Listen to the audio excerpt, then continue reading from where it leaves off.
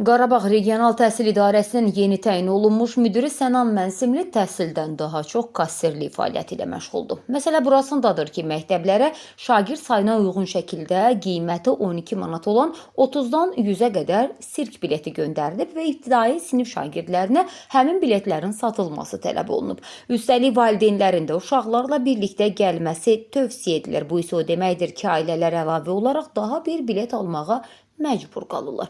Bir xəbər media xəbər verir ki, bunu özünün sosial şəbəkə hesabında Xəyyam Salmanzadə ictimailəşdirib. O daha sonra bildirib ki, şəxsən bir valideyn kimi övladımın gündəlik çörəyini təmin etməkdə çətinlik çəkdiyim halda bu cür məcburi ödənişlərin insanlara necə ağır yük olduğunu yaxşı anlayıram. Təsəvvür edin ki, sınaq imtahanlarında 700 bal toplayan övladım 2 ay məktəbə yararsız ayaqqabı ilə getməli olub. İndi mənim vəziyyətimdə olan digər valideynləri düşünün. Hansı əziyyətlə 24 manat tapıb məktəbə verməlidirlər ki, kimlərinsə planı dolsun. Buradan Sənan Mənsimliyə bir sual ünvanlamaq istəyirəm. Siz təhsil idarəsinin müdirisiz, yoxsa mədəniyyət tədbirlərinin təşkilatçısı, yaxud alverçisiniz? Təhsil rəhbərinin əsas işi olimpiyadalar təşkil etmək, şagirdlərin bilik səviyyəsini artırmaq, məktəblərdə keyfiyyətə nəzarət etməkdir. Təhsilin problemləri bu qədər çox olduğu halda sirk biletinin satışı ilə məşğul olmaq hansı məntiqə sığır?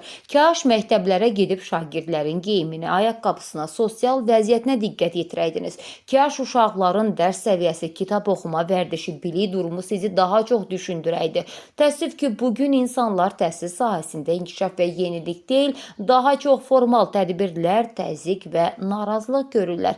Ayıb deyilmi? İnsanların bu qədər sosial sıxıntı içində yaşadığı bir vaxtda belə şoular təşkil etmək kimə və nəyə lazımdır deyə şikayətçi paylaşımında qeyd edib. Səsləndirilən iddialarla bağlı bütün maraqlı tərəflərin mövqeyini işıqlandırmağa hazırıq.